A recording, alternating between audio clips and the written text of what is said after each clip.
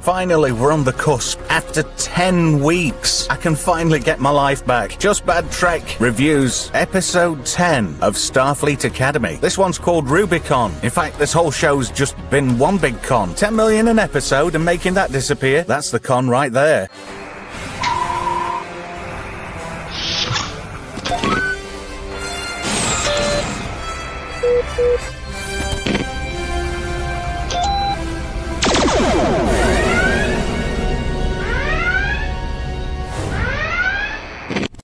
Oh, the pain has been unbearable. 10 weeks. Trauma loop. Have you done? Yes. 10 weeks. I know. And how many times did we hear the word trauma or trauma loop over that 10-week course? Less times than we heard the word shit. That's true. Hello to everybody in the chat. Hello to Flav, Ben239, Snorter Franco. Also, Argentum's in there. Hope you're feeling better. Voice Dude, Kendall Mutton Chops. Who else have we got in there? Alex Ashgan. Nice of you to join us too. Ardent Party as well. Star Trek, Starfleet Academy. It's been painful. It has 10 weeks 10 episodes of torture. You know how Voyager had the year of hell? Yes. We had 10 weeks of hell It reviewing feels this like show. a year of hell. I'm not going to lie. It absolutely does. Every single week that we've gone on with this, has sent me deeper into a pit of despair. It's been bad. It hasn't been good. This episode isn't good at all. No. And, you know, yet again, it's formulaic. It rips itself off. It rips other elements of the franchise off as well, again.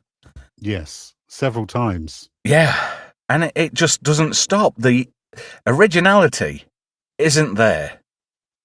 And it even has to flashback itself just to keep itself relevant. I forgot who Tatiana Maslany was. Yeah, let's make it big. Tatiana Maslany. Whatever happened to her? I don't know. She went off the deep end after She-Hulk. Pardon me? It wasn't well received, and she threw a little hissy fit, and then she wasn't in Secret Wars or Doomsday. What a shame. She went on a rant where she said, I never want to play the character again. And we didn't really want her to play the character ever again. No, we didn't, which is quite convenient. I tell you something. I bet you the guy who had to airbrush over Holly Hunter's face, I bet he's got just enough time to let the repetitive strain injury go. I think he's got an algorithm. Just press a button and it's like an unshrinking ball sack. The thing is, on all the screenshots, when I've watched this, yes, and I've looked at things quite closely, and you can tell she is airbrushed to the bejesus. Just look at that. You could tell on her cheeks there. Just get her a brush immediately. Keefy Monoped says, 10 weeks have been screwed by a despair squid. Do you remember the despair squid? I do, yeah. Her brow actually looks like it's got some very distinct airbrush lines. It does, doesn't it? It does. To take away from the furrows. Yeah. Maslany criticised Bob Iger during the WGA and the FAG strikes, says Alice Ashkin. Hello to Brian. She was quite vocal, yes. Yeah. Hello to Graham as well. Ardent Party says, I forget who pointed it out recently, but Hollywood's actors need to take notes from Tom Cruise instead of thinking it's the studios that pay them. Yes. It's the demand that gets them employed in the first place. Keep the fans on your best side. They are the consumer. Graham says you can Photoshop the face, still can't understand the words she says. Yeah. Snorter Poopus Cuba says, please state the nature of the medical emergency. Having to watch this crap is caused by a medical emergency. Yeah, I can imagine that. RG says in the chat she wouldn't know what to do with a brush. She'd probably try to pick it up with her toes. Ooh, God, yeah. Ooh. Good Nasty. God. Brian says, not even with the airbrushing. Her forehead looks like Caleb's Laundry Jones's 400-year-old Dracula. Oh, okay. Oh, looks like Caleb Landry Jones's 400-year-old Dracula. Sorry, I can't read tonight. Alex says that's why Bowlestrek calls her Captain Mumbles. Who's Bowlestrek? Other YouTube channels are available. He's a very angry Star Trek reviewer. I quite listen to him from time to time. What does Graham say here? Episode 1. They get shot from behind. A response. Power to forward shields. That set her up for the whole series. Pretty much did, to be fair. If you're enjoying the show and channel in general, hit join, become a member, and support more brutally honest reviews. You can support us by giving us a super tonight because I've got to pay for a bit of therapy for Z. Please. I mean, it's bad enough I've had to go through this, but I pretty much dragged him and at times Mr. Phobos through it as well. I think I need to share the therapy, don't you, Z? Oh, yeah, absolutely. Ardent says, anyone watching this shite should be angry. I know what you meant, Ardent. But just look at that. That's a face for radio. No wonder she was Elastigirl. And then you got another crazy chick here. The Maz. She's batshit crazy. Oh, God, it was just so hard work. I mean, You've got 3 members of Starfleet. You've got the Doctor. You've got Turbo Les, who's not in this scene. You've got Captain Ake. You've got the Maz, Caleb, and 6 other first-year cadets. Yes. Oh, and you've got the remarkable holograms. They've got Lirithok.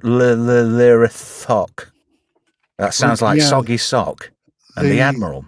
They say they've made up hundreds of individual minds to cover the entirety of Federation space in 3 dimensions. Yes, apparently 80,000 light years cubed? Something like that. I think the writers of this series were forgetting one very important point. Space is big. You won't believe how vastly, hugely, mind-blowingly big it is. You may think it's a long way down the road to the chemists, but that's just peanuts to space. I watched a Dave Cullen video earlier today, and he asked ChatGPT to calculate the requirements for Nusbracker to mine the entirety of Federation space. Apparently, it would need 570 octillion mines would be needed, and it would take 10,000 ships, anywhere between 500 to 1,000 years to mine just the perimeter of Federation space. I did try to explain that to somebody in last week's show's comments. Feel free to go back and have a look, guys. You'll see exactly what I mean. And you know that saying, you can't argue with stupid, basically. But apparently it's just hundreds. I was overzealous with my estimate. I said 150,000, so I was somewhat slightly off. But then again, I'm not a physicist. I'm not Professor Brian Koch. No. Graham says he loves the maths. If you're in America, the math. Always did me, that did. Oh, it's nice to have our token Lesbo back. Well, one of them anyway. Even if it's just for a hologram, really, and a cameo. I bet you she took some right fucking bandwidth up. Oh, get this chick a brush. Oh, gold. I actually thought that Gina Yashir had actually lost a bit of weight. Well, we are in the Ozempic period of Hollywood. She's probably had the buccal fat removed. Took one look at Tilly and thought, oh, hang on, this stuff's really good. Do you know something? What did I say to you in the green room before we went to air? Who was the only person who was in the room acting-wise? Yeah, it was Tig Notaro. No, I said Paul Giamatti. Well, him and Tig Notaro, she did some excellent work. We'll talk about that later. But Ardent says the only token in this is Giamatti, and that's true. Exactly. He was the main event in this. Snorter Poop says New Trek don't need no stinking science. It doesn't. No, it doesn't. Or technical ability. Graham says Gina was on Mock the week before it was cancelled. She only appeared once. That's probably the reason it was cancelled. I have to be that fair. clip. And you keep it right there. Sam was above par, to be fair. She was indeed. It's like she is a brand new person, and I quite like this version of Sam. She's a lot more confident. It's like they sent her out for some acting lessons and quick. Yeah. But she's no longer the dork of the crew. She's quite capable throughout the episode. Yeah, it's a sizable upgrade, to be honest. But just look at that, the sheer scale. What they would have to implement to bring all these minds to bear. It's incredible. It's impossible. You'd need ludicrous speed, and you wouldn't have to brake for anybody. You would. You'd need some sort of mass replicating, time traveling, mind creating device, which I know Newsbracker hasn't got one of those. You'd probably need the heart of gold as well to deliver them all. You need to be everywhere all at once. Just can't happen. You can't make that many minds. Can you tell the blur brush has been brought in there? Oh, yeah. Why? Was it in a contract? Yeah, I'll do this, but I'm 67. Are you make me look from 4K? This is from 2160. Oh, my God. And this is terrible. It is. I mean, the quality in general wasn't, for the 10 million an episode. Where's the quality? The sets might be impressive, but the writing isn't. It's got a bit of... why did he have to have these immense lights in the background? Just blurring everything out. Look at that. The side of Darum there. That is just mild. Tons of lens flare. There's no need for it. If I want to watch a program, I want to be able to see the characters. Yes. I don't want to be able to see the elegant lighting behind them. I don't want to see tons of lens flare either. He looked caned. Yeah, you have to be to work on this.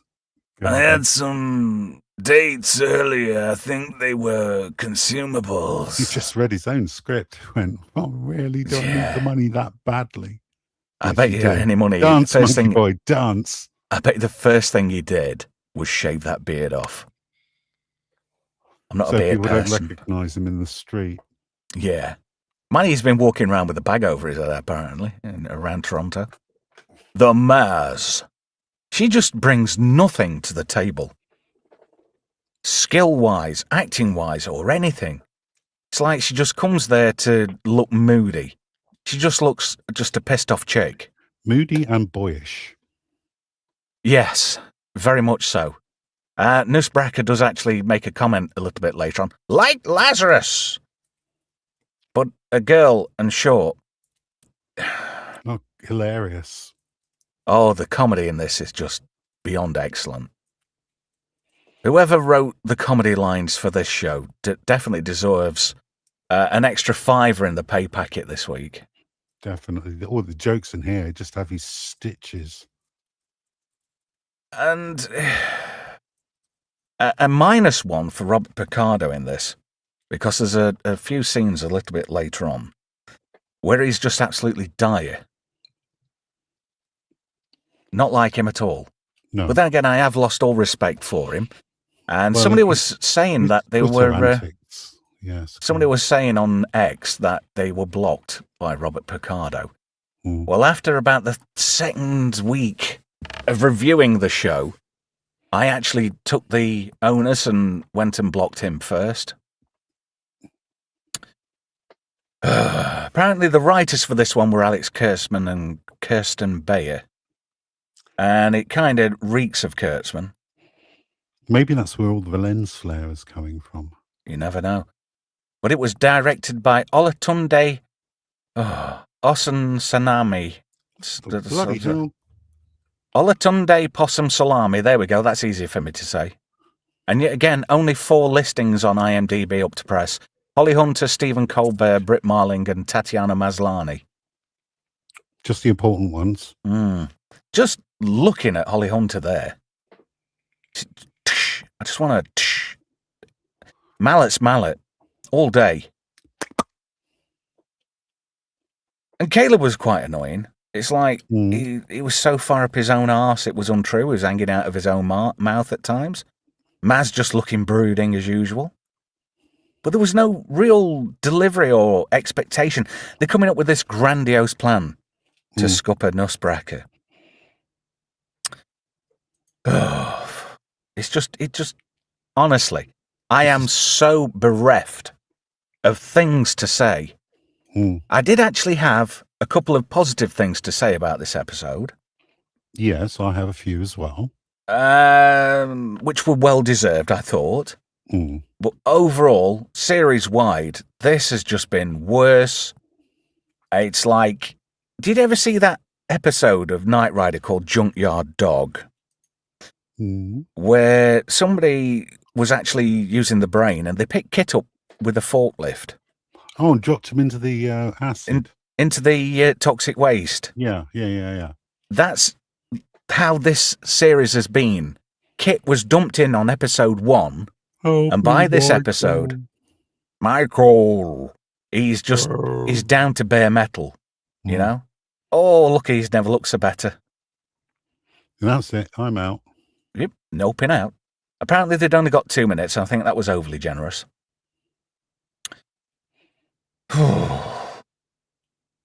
And it's funny, a skeleton cast.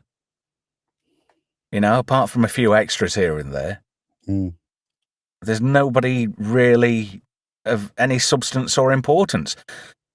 And yet again, I think the only person that's been worthwhile all the way through the series, even though he's been annoying, but then again, that's the character, has been Giamatti.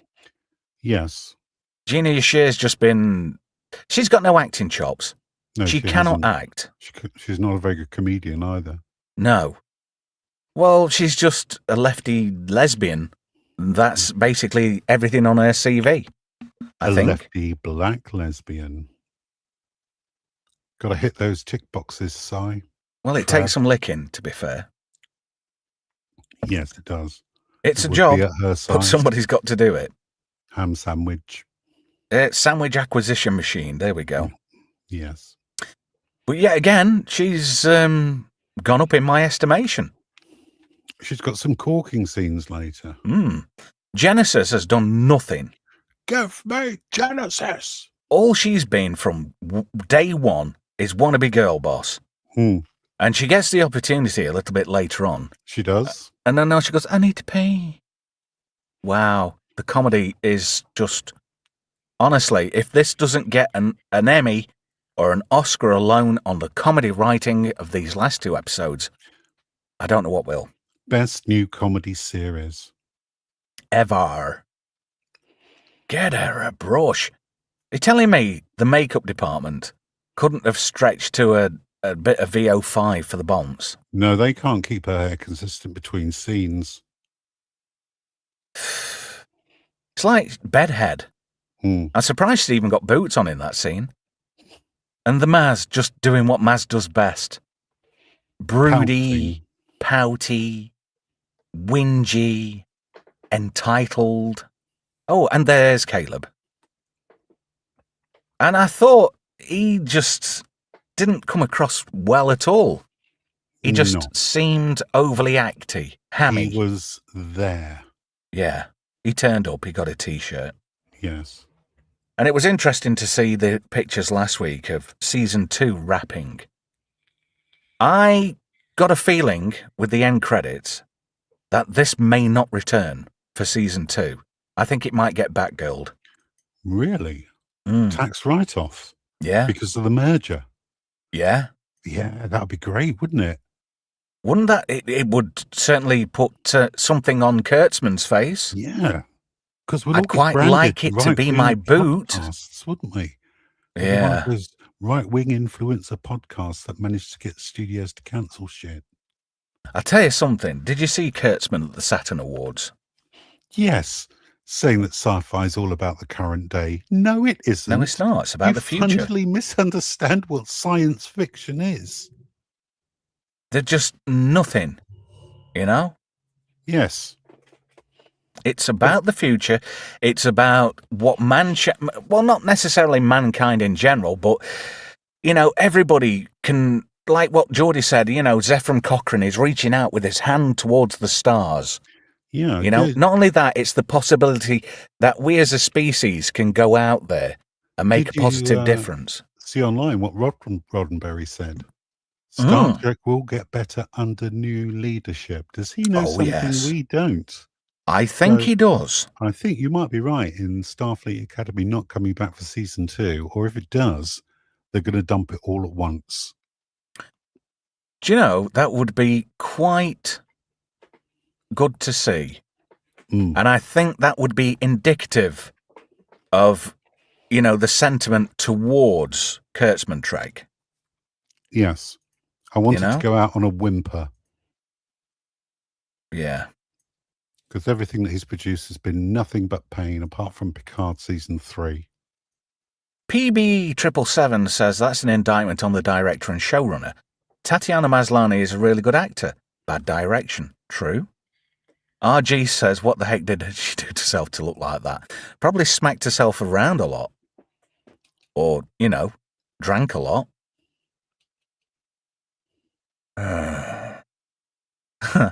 Is Picardo that desperate for a paycheck? I think he is. Absolutely. He's throwing mudslinging matches with any person who's prepared to listen to him. RG says, Trev, no, the shite level has lowered your expectations. I think when it comes to this series, we never really had any expectations. No. Ooh, controversial, spicy take.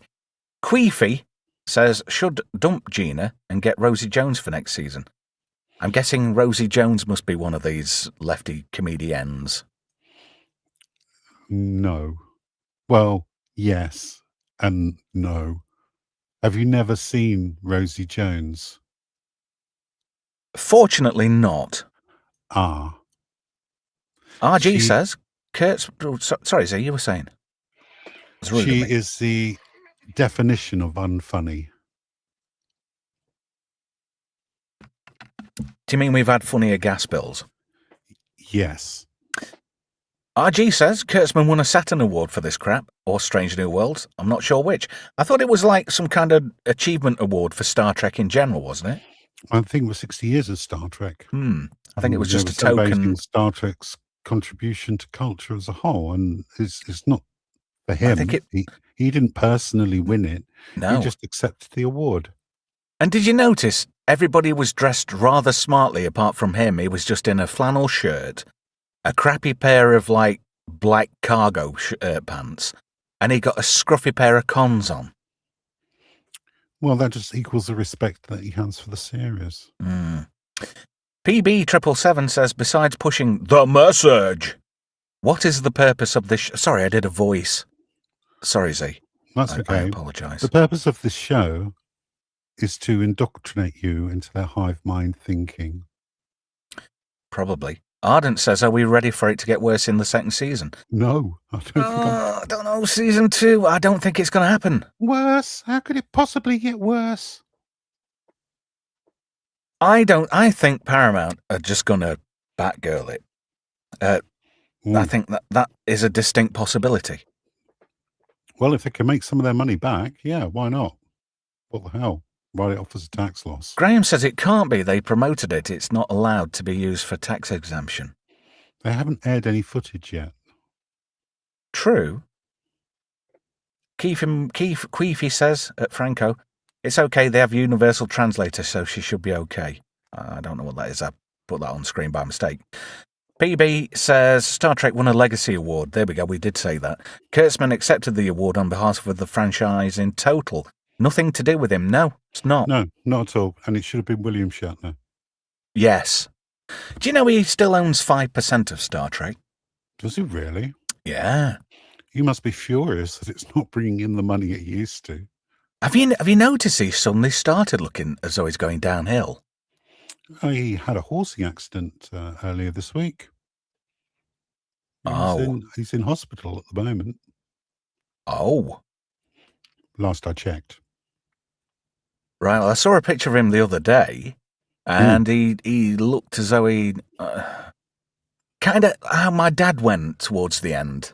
You know, he had a visual change in his face, and that's kind of how Shatner's looking at the moment, and I hope I am completely wrong on that front. I would like him to at least make 100. Yeah, At he's least 94 at the moment. At least outlive George Takei. There we go, yes. William Shatner Oh undergoes my. surgery following a horse accident. Oh. Well, speedy recovery, Shat. PB says every week you think this show can't get dumber. Then it gets dumber again. This is Kurtzman, giving us the middle finger just to push the message. Graham says, I saw a Rosie Jones 2-hour special. It was one joke. I think the joke was on you for watching it. Are you all right there, Z? If you know, you know. It takes her a long time to deliver a joke due to her obvious mental constraints. Oh, I am not aware of such possible problems, but, I don't really want to go and find out. Snort says, I'm glad I've never watched this or any other new Drek for that matter. Jar Jar track in 2009 was enough. This episode even plagiarizes 2009 J.J. Abrams' Star Trek. Among other things. Onward and downward. Anyway, they discover a subspace signal that apparently controls everything. Yes. It's funny that. And they can tap into it. We're getting a bit off track, but, We are. I'm sorry. I do apologise. Do elaborate, sir. There are 6 Venari Roll vessels surrounding the ship. Well, they didn't do a good enough job. No. But no, you caught me on the slider. I accidentally swallowed an ice cube. So Nalaaki's bright idea is to put the cadets in the airlock. Which Yeah. I would personally do that. We can blast them into space if we need to lighten the load for our escape. Seems fair to me. That reminds me of the Naked Now from Next Gen, where Data corrects Riker and says they were sucked off, wasn't it? Something like Blown that. off. Oh yeah. Oh look, there's Commander Lesington. Yes. And as usual, there's always a bit of technobabble to scupper things. There is. There's a plasma leak detected in the warp core. Now, looking at this plan, where they are later in the episode, where would you say they are? Airlock. It's been none of these 3D rendered rooms look anything like where they're doing the diagnostics on the warp core later.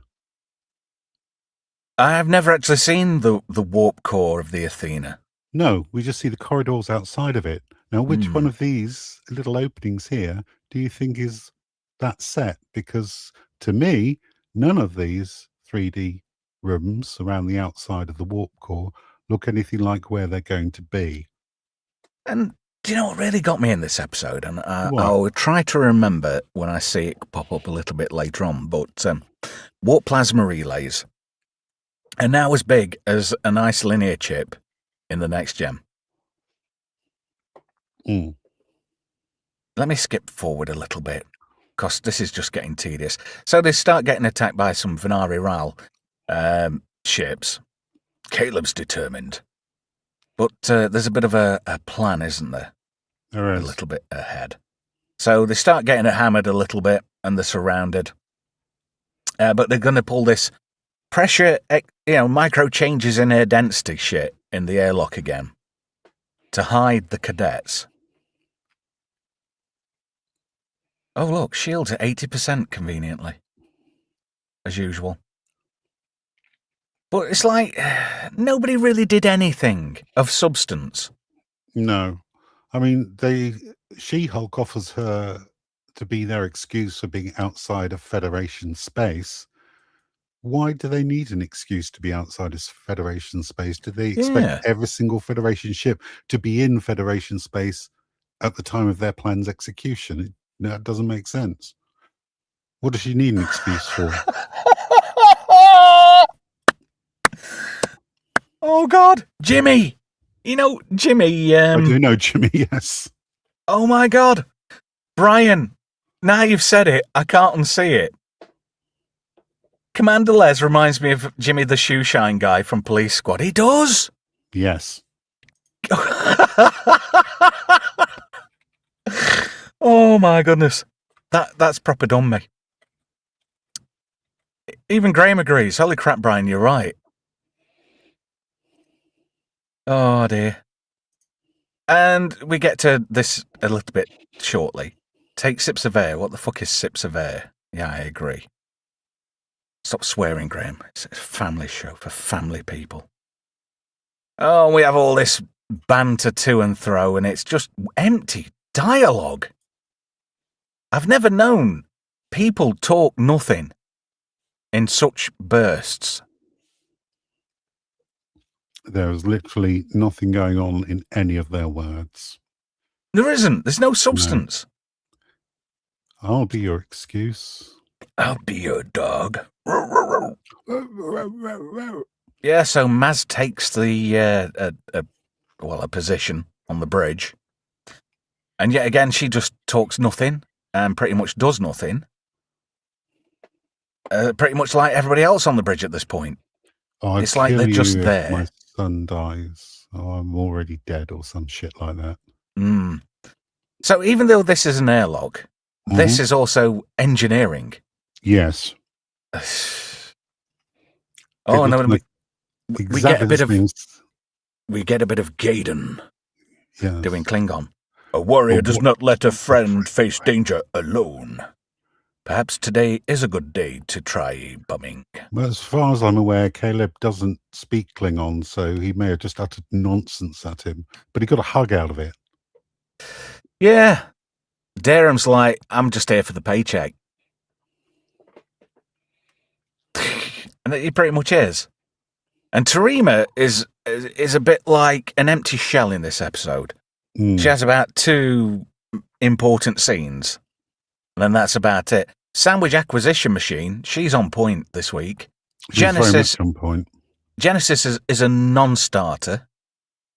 It's like, why is she even there? I think just to make up the numbers, boss. You've got to have all the main characters in it. So you can tell the 6 main ones and every supplemental character around them.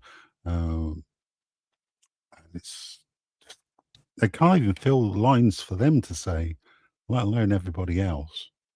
And why is it that in Kurtzman Trek, in any new Trek, right, every bridge has several vents in the floor that just spout flames for no apparent reason? Is there a real need for that? Would Rick Sternbach have put them in any iteration of a Berman-era Trek bridge? I have several places in my notes which is just put the bloody fire out, because it starts just after this and then continues going for the entire rest of the episode, like these things aren't important in any way, shape or form. Are you telling me that, these ships aren't made of materials that aren't flammable? Surely they would make ships, burn proof to save lives. How would they explode in spectacular fashion, Trev? Answer me that. Exactly. I mean, why would they? Why in the future would they make ships? Oh, I know. We'll put a coating on these walls, which, if you farted sideways, it would blow up. What would be the fucking point? Seriously. Absolutely. And the entire bridge should be showered in glass now. And, hey, look at that. Her hair actually looks half decent. Hang on a minute. She's got lens flare in her hair. How's that working? I don't know. Like she just stepped out of a transporter accident. Oh, yeah. Let's just blow it up. Shields offline? You reckon? Really? Oh, and look. Pick themselves up, brush themselves off. The bridge is fine. A bit of debris on the screen. Damage. Be able to repair that in a day. Oh, look. Transporter signals. Oh, no. Oh, no. Oh, no. Oh, no. People are booming aboard. Oh, no. No free honey for everyone. It's pig vomit. It is. It's nostalgia. Thank you, Brian. Here we go. A Selby grill steak and 2 bicarbolic bologneses, please. And he beams directly into the captain's chair. Yeah. I knew I'd end up sitting in this chair. It doesn't complain about the settings, which are adjustable from the first episode, or why the chair has a strange smell of feet. I was just about to say that. Skyfire, hello. This episode was badly written. This It episode? was. And the other fucking 9 as well. I do apologise for swearing, but I can't contain my frustration at having to watch this. And why are there like curtains burning in the background there? Why is there even curtains on a spaceship? Holy moly! Graham, thank you. Here, use this for alcohol-based therapy. You need it. We both do. Definitely. Z, are we off down the battle cruiser after this? I'll think a few pints and then I'll give you a hand job round the back of the back shits. I'll just have a bag of scampi fries, thanks, Doc. Okay, then. Disappointed. What's this? Snort says at PB, apparently a lot of things in TNG were made of glass and flammables. Is that chick supposed to be familiar? Says Locusta Vampa. She's from the first episode. Remember the first episode in the flashbacks with the first episode? With Caleb as a baby? In the first episode? I remember. Petrified. Oh, sorry, I did a voice. Sorry if I do voices, guys, because it's just cringe. Hi, Tony. The Klingon stroke Tellarite who doesn't look like a Klingon or Tellarite, but he does have a decorative tic-tac-toe shaved on the side of his head for your viewing pleasure. How would an alien know what tic-tac-toe is? I don't know. And, well, he obviously doesn't know because it's a game that's completely unplayable, as I've said before. There are too many X's on the board. In my formative years, growing up in the Great White North, there was a game show, an American game show called Tic-Tac-Toe. And I used to love watching that. In fact, there was a guy on it, I think it was a Navy type of chap, and his name was Thom. And he was on it forever and a day. Somebody might be able to correct me on that. Atom, hello, you, the newest captain's chair from Shackleton's. How do you even know what Shackleton's is? I am impressed. Charlie in Sliddle says, I watched this show so I could feel what having a lobotomy is like. I can imagine that, and I can kind of tic-tac-toe. Anybody remember Thom, whatever the fuck his name was? What are you doing here? You're like Lazarus. But, I hate that. My daughter's just come back from work, and she's loud. She's probably bought some things from work with her, bless her. But look at this, 2160, and the focus puller needs sacking. The Maz.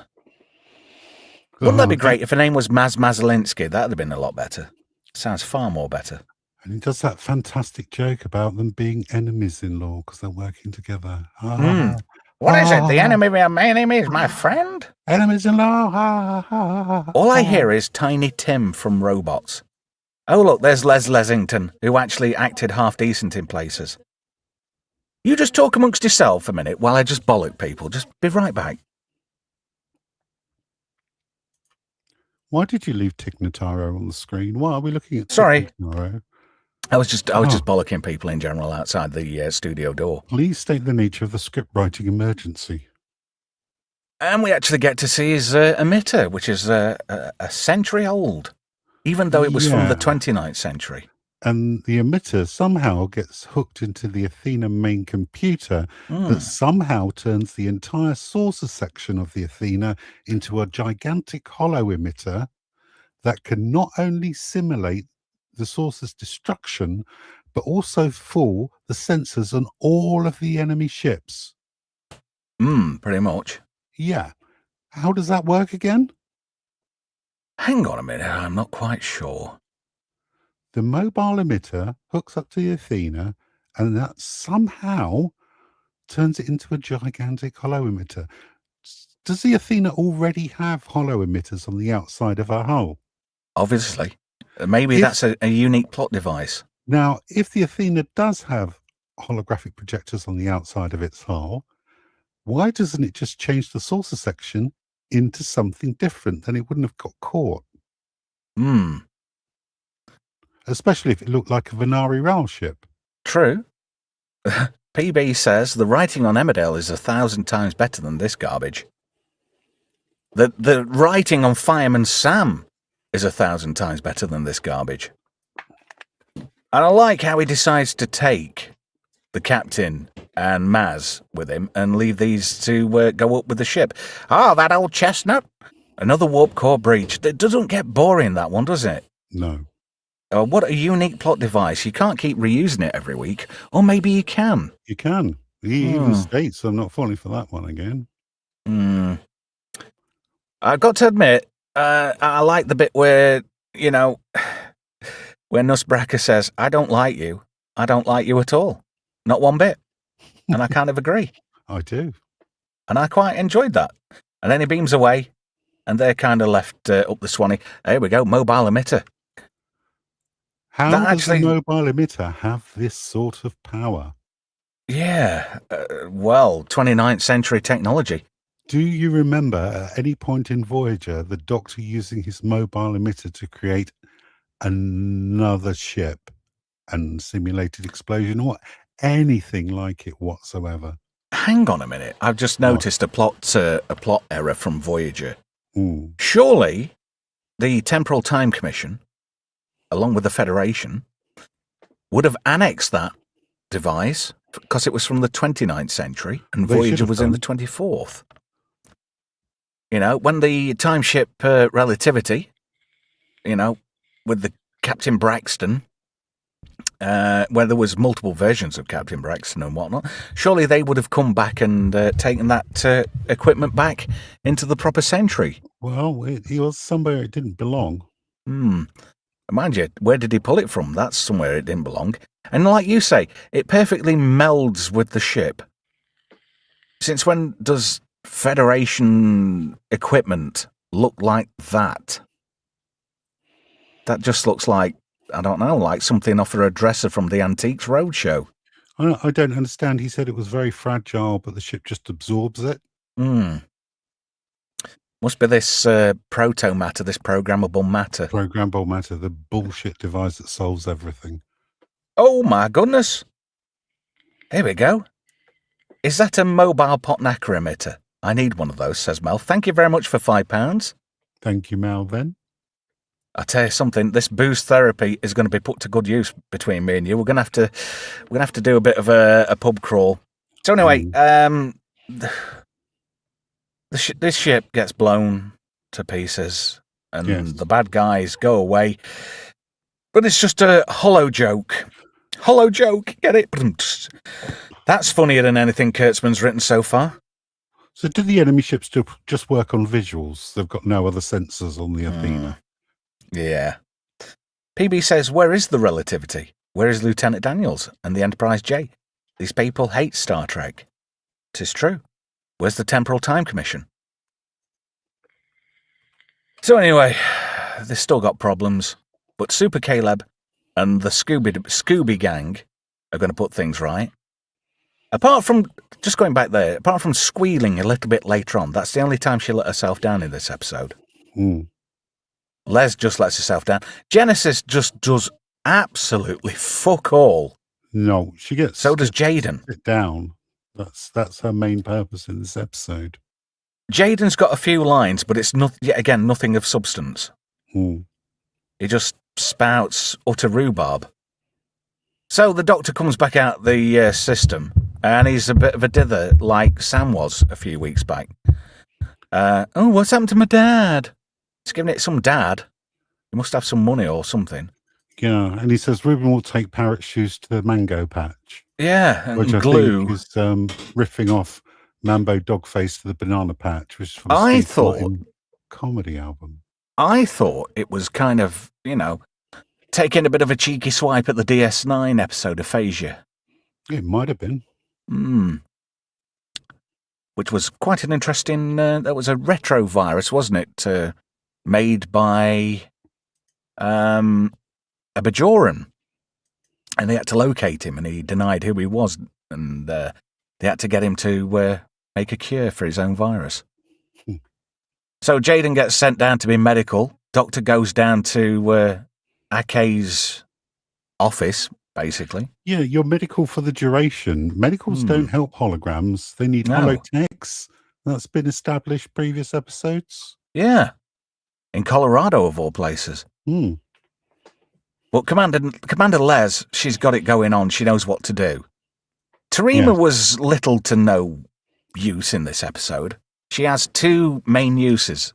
Well, 3. She's a divining rod a bit later. Yeah, but that rips off Nemesis. Yes. So yet again, it's ripping off its own canon, which this says it's not a part of that canon because the canon does not exist to Kurtzman. Correct.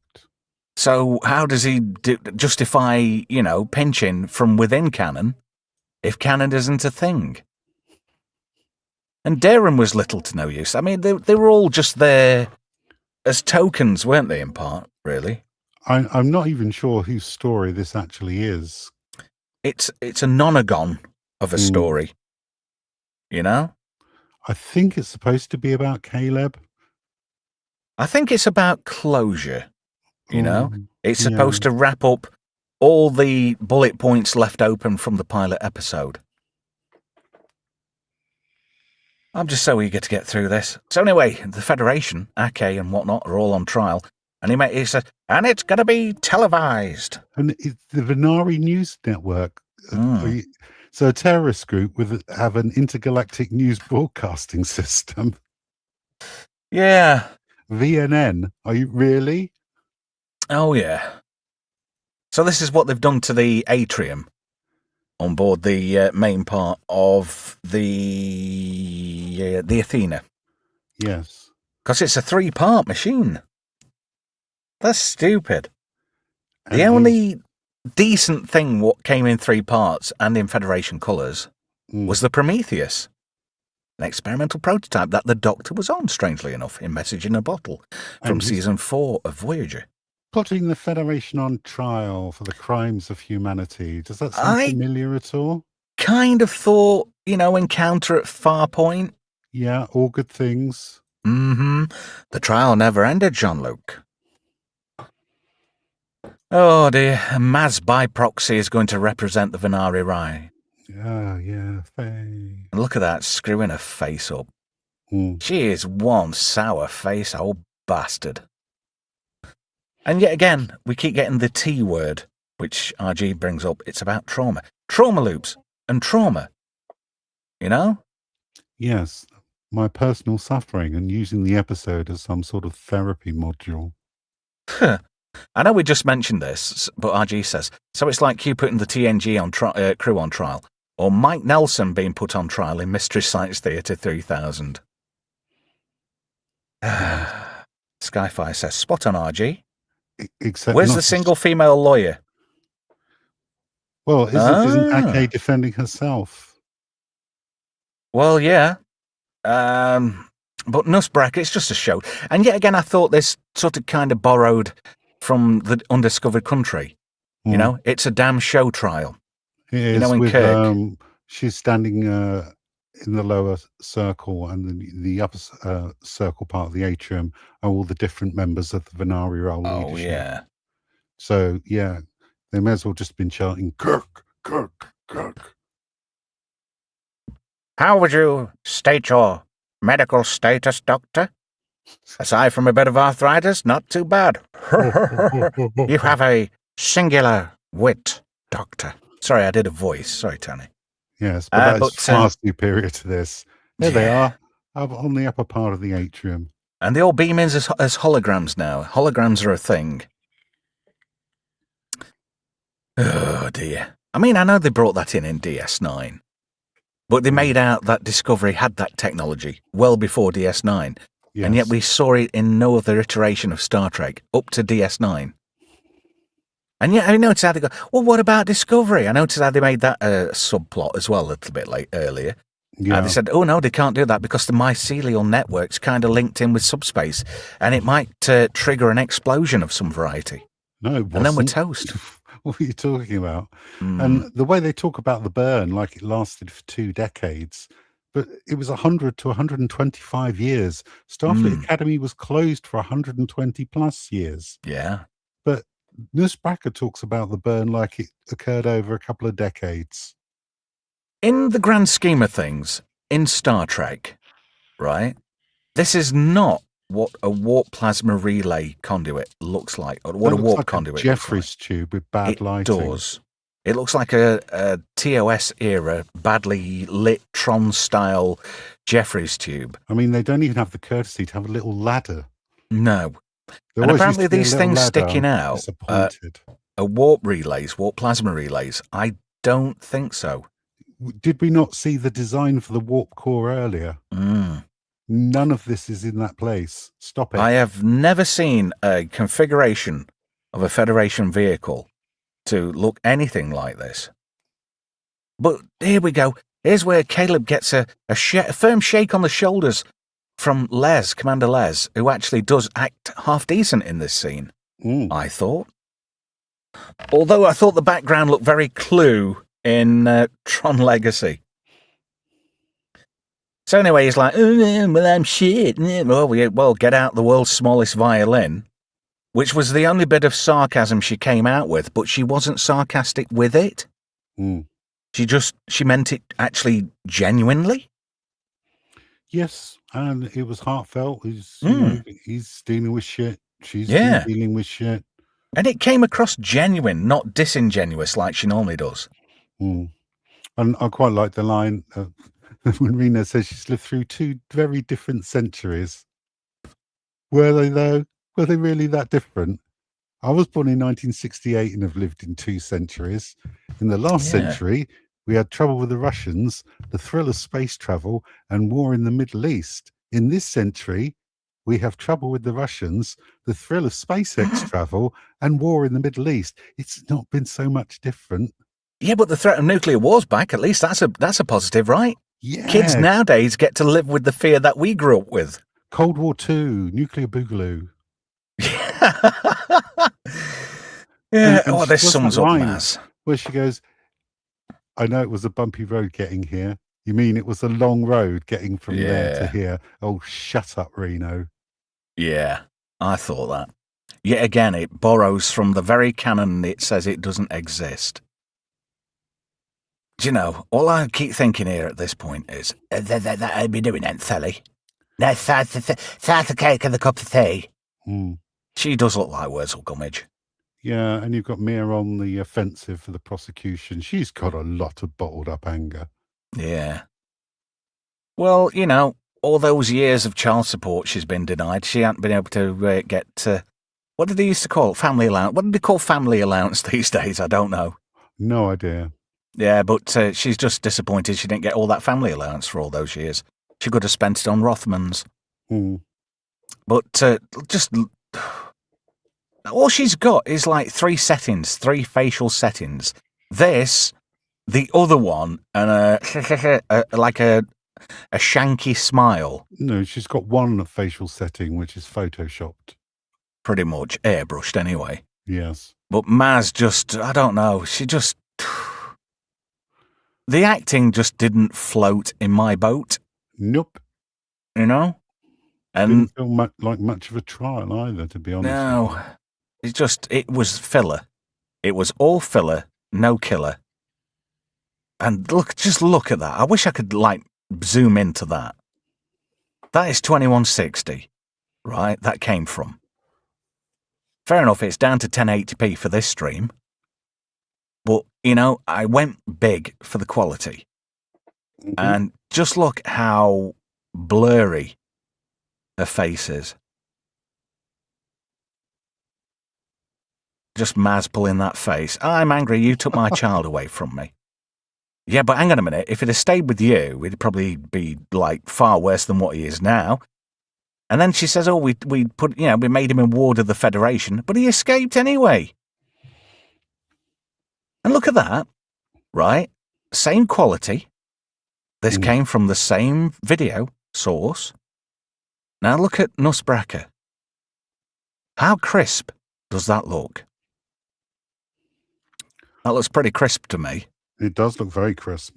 And then you go back to Holly Hunter and she just looks blurry. I still can't get that when I said where Commander Les looks a bit like David Byrne from Talking Heads. Yeah. All I could see is her in that suit. You know that suit he wore for, was it Once in a Lifetime? Yes. Yeah, I can imagine her in that. Oh, yes, Captain. Yes, Commander, but he has to say Captain. I'm not a captain. Whatever.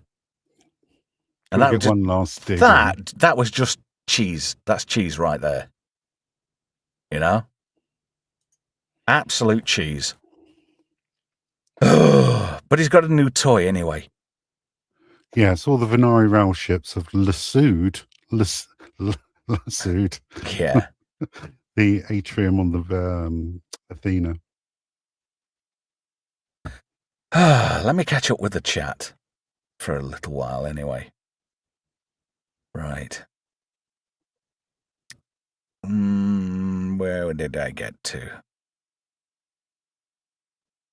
Oh, PB says, in the 70s we did nuclear air raid drills. We did that in the 80s too. The air attack warning sounds like, this is the sound. Oh, I stand corrected on that one then. Shows you what I know. What's this? Holly Hunter's default mouse setting is glued shut at the edges. And maybe, it reminds me of that scene from Police Academy on Just Great Movies on Tuesday where Lieutenant Harris... No, it wasn't that one, was it? Or was it? Or was it 2, where he gets the megaphone glued to his mouth? I cannot remember. That's what she talks like. The Outcast Creative says this show is so utterly shite. It is. Atom says too crispy. What's this? I could only manage 3 episodes. That was all the pain I was prepared to endure.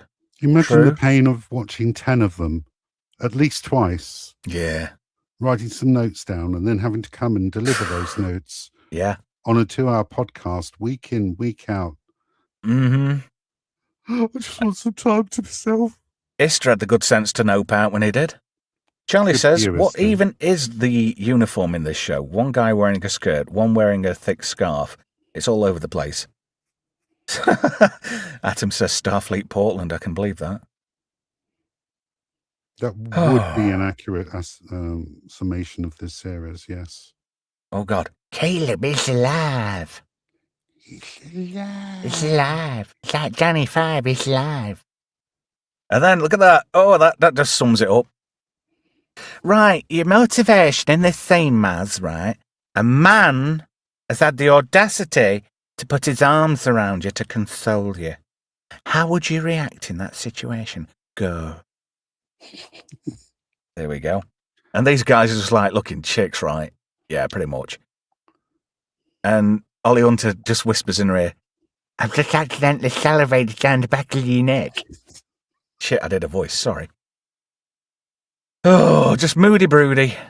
Did I break up anything? Were you having a warm and fuzzy moment, Lesbos? Sorry, I did a voice. If you don't like my voices, in any shape, way or form, as a viewer, feel free to fuck off. Yeah? It's my show. Yeah. I'll do what the fuck I want, thank you. Voices. It's about time I'd said that. I haven't had the audacity up until this point. I've been too afraid to upset people, but I don't care. I'm not here for subs. I'm not here for likes. I'm here to review this shit because somebody has to. We had to. Don't listen to Robert Picardo's lies online. He lies to you. He's paid money to speak words. Yeah. Like I said in the week on X, a lot of people are shilling hard because of comments made on, what was it, trekmovie.com? For the first time in a decade, we've not got any Trek in the pipeline. Yes, that is bullshit. According to Rod Roddenberry, who I think might know more than most because he owns the keys to the kingdom, I think something's in the pipeline with new management. I do. I think this the new Paramount deal, there's something exciting on the horizon. Apparently, Kurtzman's magically pulled out of his arse at the 11th hour. We were going to do another new Trek series. They weren't. They were going to do a continuation of Strange New Worlds and just call it Star Trek Year 1 or something. Yeah. and we know that. But your average Joe might not know that. No. So now you've got some younger types who think, hang on a minute, this show's been scuppered. A lot of people, their first foray into Star Trek will be shows like this. And it's rather unfortunate because to appreciate where you are, you have to appreciate where you've been and how it started, I think. Definitely. You've got to know how you got there. I mean, if they do get to go back and watch original Trek or TNG or DS9 or Voyager, they're in for a nice surprise because you're going to get 7 seasons and 26 episodes in each season. They're going to go, how the bloody hell did they manage this? And there's going to be a magic word as well called quality. Absolutely. And which rewatchability. There's nothing about any of these new Trek shows that I would go back and watch. In fact, if anything, the first thing I'm going to do, you know, when we like wrap up in the green room after the show. Yes. When I've said bye-bye to you, the first thing I'm going to do is delete the folder Starfleet Academy shite. That is the first thing gone off the hard drive. We'll never, ever have to come back to it, ever again. And I might mistakenly get rid of the titles for just Bad Trek. I can always remake them. I think we've exhausted all of Bad Trek. I mean, we could go back and watch Discovery, but then I'd have to kill you. Fuck off. Take that idea, shove it up your arse, and then shove it up your arse a bit more, and then keep shoving until you can shove no further. We could watch Lower Decks. There's only one thing we're going to watch. Star Trek Prodigy. No, it's not even Trek related. Are you sure it's not a little bit Trek related, like DS9 related? No. The next thing we'll be watching collectively as a group, apart from like Friday Night Shite and Just Great Movies, will be Babylon 5. That's got a Trek link. It was basically DS9. No. J. Michael Straczynski pitched Babylon 5 to Paramount, amongst other people, and they magically pulled, you know, between Pillar and Berman, they magically pulled DS9 out of a magic hole. Or Star Trek Deep Space X, as it was on the original promo stuff. They did it as Roman numerals, but then it didn't work. Oh, look, more explosions. Explosions. Oh, look, we've got a slight malfunction. Now, if that was to go red again, if it turns red, Tarima's dead. Wasn't that the premise? That was the premise, yeah. And I said that this would be reintroduced later on. Just like Sam's malfunctions were reintroduced later on. Are you all right? Do you need a pillow? Do you need a copy of Bridget Jones's diary and a quilt and a Snickers? Maybe a glass of Prosecco. Yeah, and I'll put your straw in it, love. Maybe a strawberry as well. Plop. Anyway, Derham can't steer the ship, but Les managed to get him back on track. Oh, 'cause he's a man. That's your problem, honey. You're a man. Only girls can do the job. You've got a penis. You shouldn't be here, honey. And why is it that, you know, they give her the chair? Not the chair I'd have liked, preferably one with about 100,000 volts running through it. Mm-hmm. But they give her the command spot. He's got to go with her to do a bit more repairage. Yes. And then as soon as she gets in the chair, boom, bang, lang. Go back one. I can't. How was metal on fire? There was an explosion-y type thing. I know there was the explosion-y thing, but why is metal on fire? I don't know. Take it up with the effects department. Everything is flammable. Even the inflammable materials on this ship are flammable. Put those bloody fires out. I know. Don't they have fire extinguishers in the future? No. Didn't they have automatic fire suppressing systems on all Federation ships in the 24th century? Not on this one. Tuesday. So she's going to help the Doctor. And he's just all over the place. And, you know, why is it a person who's learning to be a medic You know?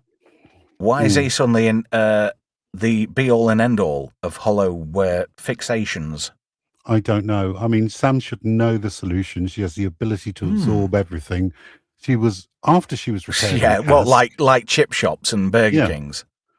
Well, after she was repaired on Cask, it seems supremely negligent of Orson, calling Orson, to have not granted her the ability to repair her own holographic matrix.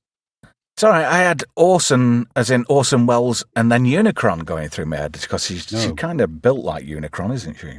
More calling Orson. I'm just being mean, honey. Don't take any notice of me. So he's just talking a bunch of gibberish, but he's not. Because how come is it right? Obviously, he's come away with something from the computer, and he's just solved a problem that no scientist in Starfleet has been able to solve. The Doctor has the solution on how to deactivate the minefield. Where did he get that information from? Plot device. He was part of the ship, not part of the Venari Rail database. But all of a sudden, he's got the solution. And then Sam has a go at Genesis. Do it. Give me Genesis! And then she turns around and completely kisses Sam's arse. Yeah, I mean, Sam says that she was never a mirror for Genesis, but throughout this season, she never was. They've been portrayed as friends throughout. I mean, it's good to see Sam progressing into a real character, but they spent so much time affirming how great she is. And at least 4 episodes have had different characters affirming Sam for being great and amazing. Stop it. And did you notice how Gaydon kind of like went, we're going to have a bit of bitchy drama going off here? But no. Yes, but that's all he does is just stand around doing nothing. Oh, yeah, and they come out with this rhubarb language. They came out with some stupid language that only they know. And then everything's forgiven, and like Jaden's going, even this is too gay for me. Oh, something only you would know. Didn't they But do then that again, with Caleb and the moon in the last episode? Something only you would know. Do you know, he starts going on about, he's figuring out that the Doctor's talking in tongues, but maybe it's a secret language. That was his primer for guessing out, what was happening here. And then he starts going on about gluons. I'm surprised he just didn't go jinkies. I've got it. Yeah. And then, the Doctor's figured out that there's these, I can't remember the name of the particles now. Omega 47. No. Gluons. Rubin particles. Yes. And, if you give them a certain amount of gluons, they make omega particles become completely stable and everything's fine and it's all peachy. Oh, that's what you wanted it, Dad? Well, yeah, pretty much. Are you sure? Yeah, pretty much. Yes, that's what he means. Are you sure? Yeah, he does mean that. Yeah, he does. Are you sure? Yeah, I'm sure. Oh, yeah, you got it right. Now off you pop. Fucking hell. Talk about going... That's like, you going from your house to, John O'Groats to go back to your house, even though you only went to the co-op to get some milk. Yes. You just went totally around the block 10 times. Oh, look, Omega 47. We weren't just happy with the mega particles. We've got to have Omega 47 particles. But, oh no, Sam's got the formula now. Yeah, even though she can work stuff out in a split second, it's still going to take her the duration of the warp flight to figure out right up to the moment, where a button might get pressed. It's still going to take her that long to figure all this shit out. But she does deliver her E.T. Atari cartridge Lord of the Rings metaphor in absolute confidence. Maybe she went to that landfill in Arizona to pull an E.T. cartridge out. Who knows? We get some nice fancy graphic displays. And I wonder, I hope these kids weren't getting paid on how much dialogue they got. They're going to be very disappointed. Oh, yeah. I still don't think she's hot totty. No. Neither is she. And he might be gay bait. That's probably somebody's wank fantasy. Some poor person somewhere. Yeah, I thought that too, Sam. Where are the sandwiches? So now they've got to figure out where Nusbracker is, because Now they've got this magic formula for making stuff inert. They've got to find out where he is. And they do come up with the perfect way, because Tiramisu is going to send Caleb back to the mind rape dungeon of yellow flowers. Hang on a minute, right? We've got this bit here. So 2009, J.J. Abrams Trek. You know where they warped into the atmosphere of Saturn? Yes. So we've got that coming up. We've also got the bit from Nemesis where Councillor Troy uses her telepathic powers to locate the Viceroy and the scimitar. So they're going to, link up again. So he can feel her mum. No, so she can feel his mum, which I thought sounded wrong. It does a little bit now then. Yeah. But, her implant's not as invasive as it was. Before it was wired to a spine. Now she can just turn it off and take it off. But Darren's going to get some coordinates now, and he's going to be able to fly into this gas giant. She actually says when they're in the rape dungeon, "I'm not magic, Caleb." And then she literally does some magic to find Caleb's mum. Just because you say you're not that thing doesn't mean you're not that thing. Most of the time, a spade is just a fucking spade. Yeah. Oh, but she can turn it off now. Look, she can turn it off if she's not going to die. Somehow gives her spatial awareness and coordinating abilities like she's some sort of human dining rod. Yeah, even Les can't believe it. It's total bullshit. Put out those fucking fires, you wankers. And I thought, hang on a minute. They've ripped off Interstellar here. You know the wormhole scene? Yes. I got strong vibes of that. And then she starts giving Darren coordinates. And she's tuned into the Mars. Oh, look, you're tuned in. You're psychically tuned. Left a bit. Right a bit. Fire.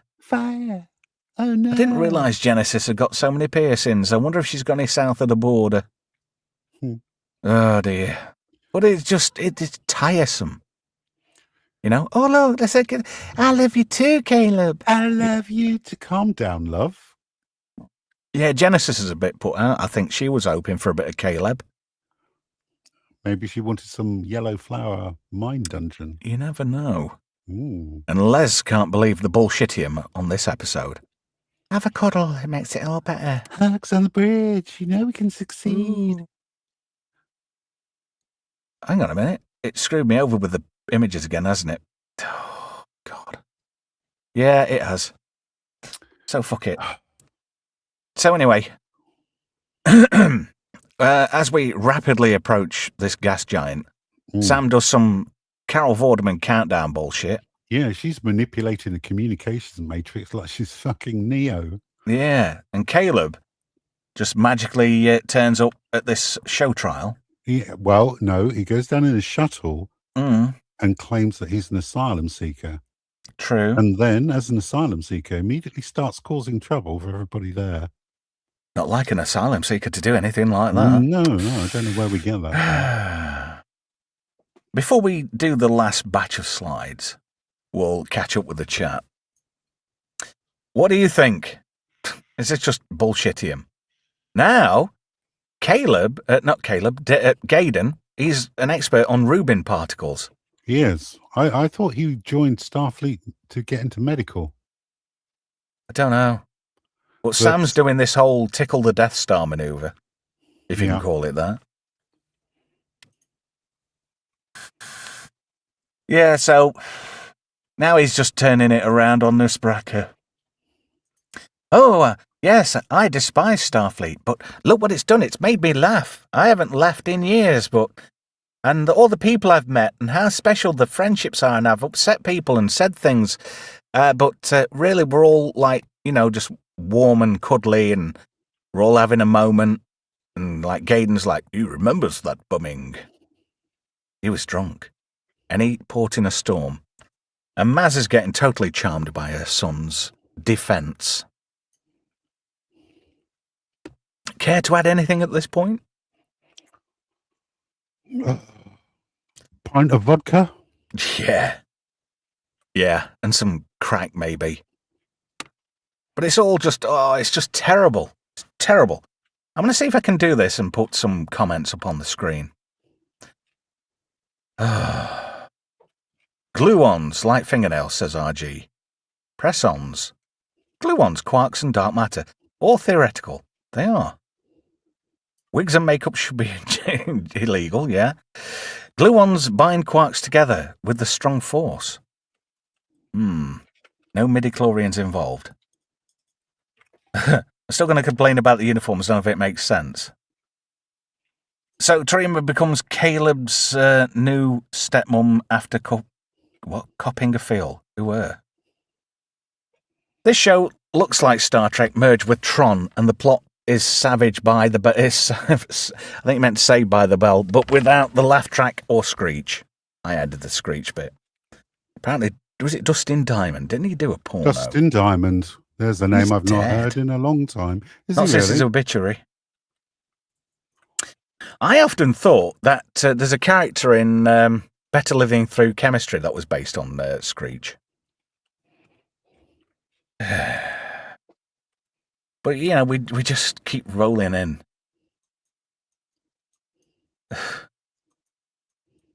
Yeah, there's a lot of girl boss magic saving the day. Charlie says the guys in this show. Fucking hell. Don't hold back, RG. Caleb saves his Mary Sue mother. Yeah. She's not even a Mary Sue. Gaydon wears a skirt. The other boy pukes glitter. He does indeed. And Sam's quirky, but now she's not. Yeah. And Nussbrecker's just desperately trying to hang on to his audience. In a which really is diminishing. thinly veiled revenge plot. Meanwhile, Sandwich Acquisition Machine, she's nearly got the magic number. Was it 3? 42 or 69? I thought 3 was the magic number. I don't know. What does it all mean? But Nussbrecker's got the key to the mines.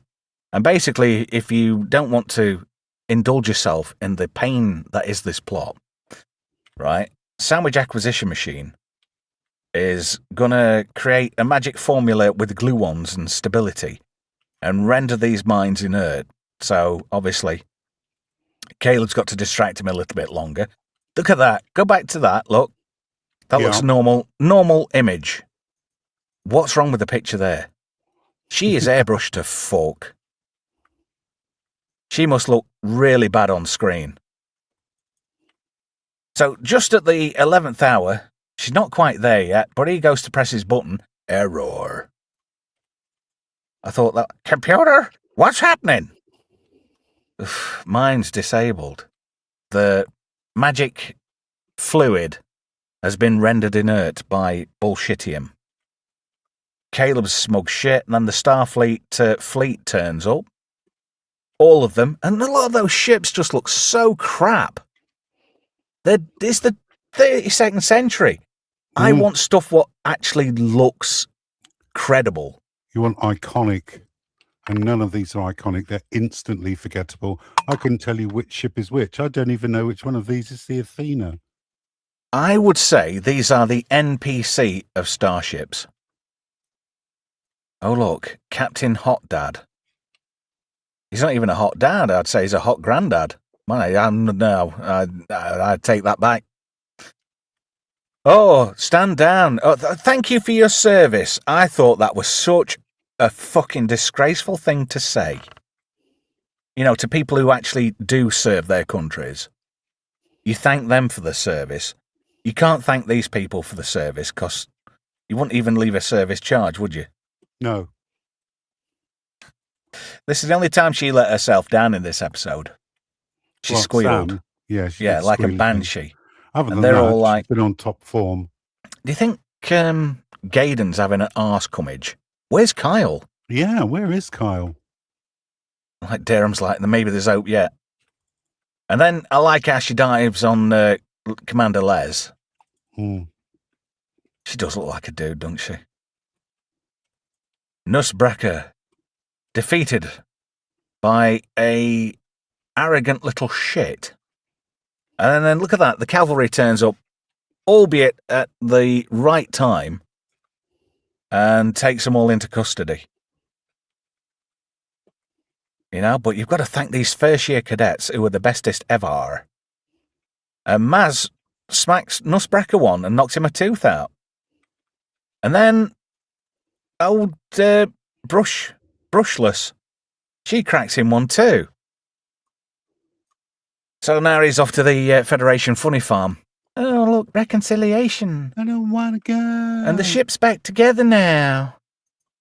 And they all like, I don't know. I didn't even get enthused. Not one bit. Oh, look, she's not wearing any shoes. What a surprise. And she's just basically taking credit for everything at this point. You know, it's not about teamwork. It's not about development. It's not about, you know, the real meaning of Starfleet to better everyone. You know, now, oh, look, Maz is friends with her now. Oh, look, hey. So now we can all get honey together. So is she just forgiven of all her crimes against the Federation then? Would seem so. Maslany, has she served her time and allowed to go? I thought she escaped prison and killed a guy. Yeah.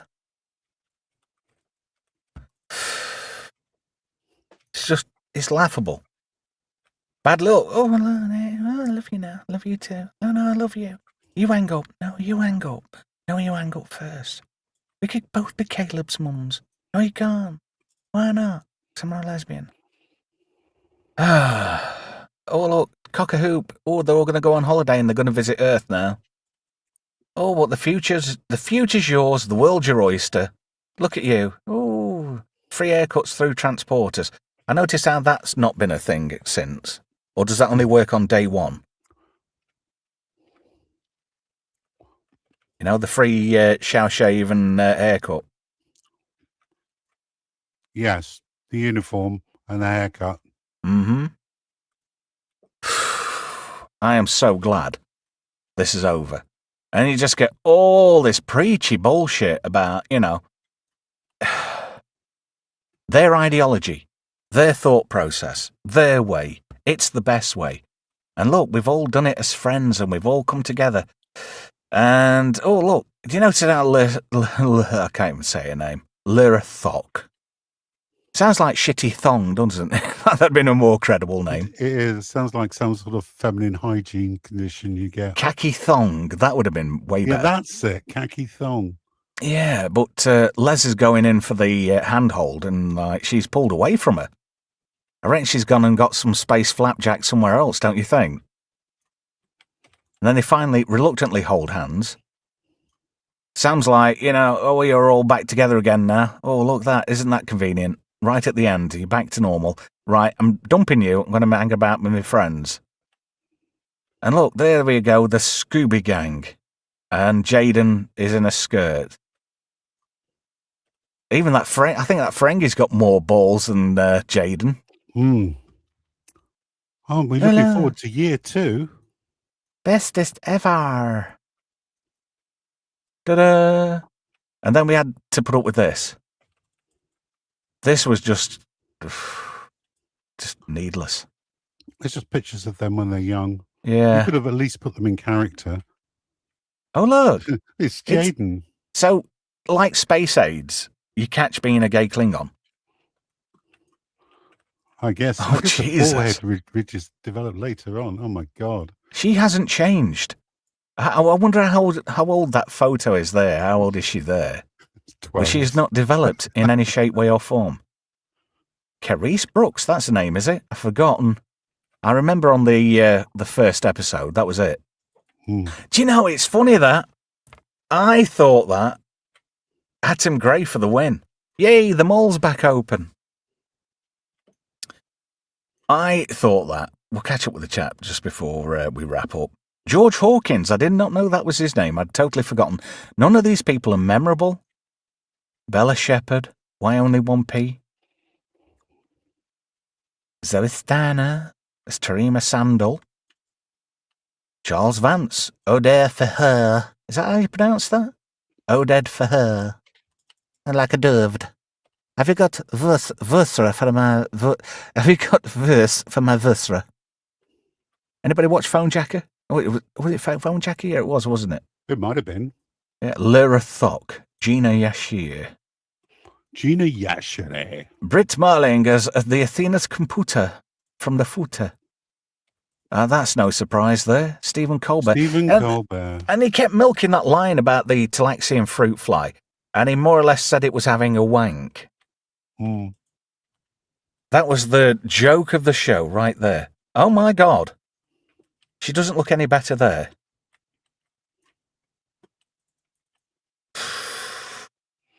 Gee, oh my God.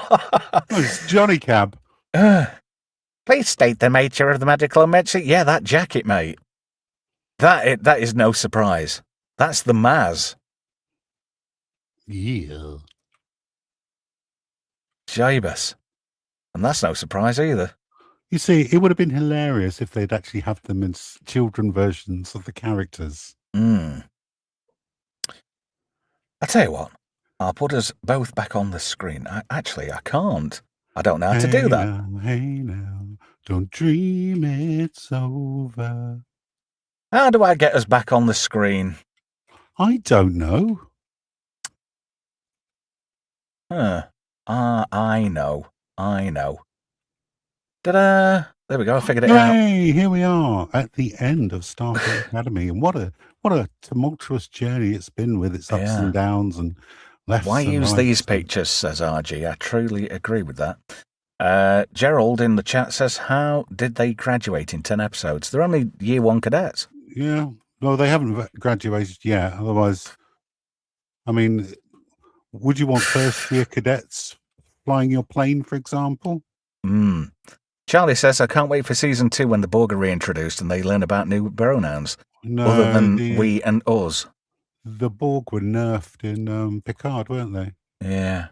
RG says, "I'm surprised they didn't have the kids jump and then do a freeze frame." Franco says, "Don't hold back, Franco." She feels seen. She can live her truth, free from the patriarchy. Seems pretty much like that. Phone jacker confirmed. Yeah, I thought that, RG. Using photos of them as kids is a bit weird. Well, maybe, you know. These photos they had on file. Oded Ferrer went from the Mummy films, where he was a badass, to this garbage, says PB. Atom Gray says, "This is creepy. It truly is." Is it over? Is it truly over? Yeah. It is. It's over. The nightmare is finally over and done. Back for season 2? I hope not. Hello there, says K70. Hello, you're a bit late to the party. Thanks, lads, rather. It's been, well, not fun, but it's been, yeah, pretty much. Into the bin, job done, says Atom Gray. Oh, crikey. Thank you to our Brian for the 3 potnackers. Graham for the super duper potnack. 10 potnackers. Incredibly generous, sir. And 2.5 potnackers from Melv. Thank you, everybody. Thank you, everybody that's taken part tonight. I really do appreciate it. I'm Everyone so who's glad. taken part over the last 2.5 months. Yeah. I'm so glad. So glad this is over and done with. It's been more than painful. Graham says go have a drink, well deserved. I think we'll have the whole bloody bottle. Don't you think? I think so. IMDb's not been updated while we've been on in the air anyway. But thank you for putting up with us. That's Just Bad Trek over and done with. I'm hoping, I am praying that there is no season 2. You're welcome, RG. Thanks for suffering for our entertainment. Oh, God. Atom said it's been brutal but good company. Well, you know, somebody had to do it, and it had to be us. Oh, we it's were so the painful, though. Yeah, we were the supplicants for this adventure. Or is that misadventure, I think? Oh, I can't drag this out any further. Thank you ever so much for watching. I am so fortunate and glad this is over and done with. I can get back to my life. We can crack on with Just Great Movies on Tuesday. We can bring Friday Night Shite back, which I've been looking forward to. it didn't make sense doing 3 streams a week, and I wanted to get a bit sharper with this, a bit, towards the end. Anyway, thank you, Z. No, the pleasure's been all mine. No. What a truly terrible series. It has Paramount, modern Paramount, should be absolutely fucking ashamed of themselves for this. 10 I'm million hoping. an episode. I hope somebody gives Kurtzman the old Yeller treatment. I don't mean literally. No, I mean do. Shoot him. I meant metaphorically. Take and on that note, thank you, Z. Thank you, chat. If you enjoyed the video, give it a like. Please comment what you thought about this series in the comments after the fact. Enjoy the re-rub. And I'm going to just go and drink heavily once we've done in the green room, Z, after I've deleted those files off my computer. Next week on Just Great Movies, we continue the comedy vibe with a VHS cult comedy classic. It's 80s American college humor par excellence. 1987's Revenge of the Nerds 2, Nerds in Paradise.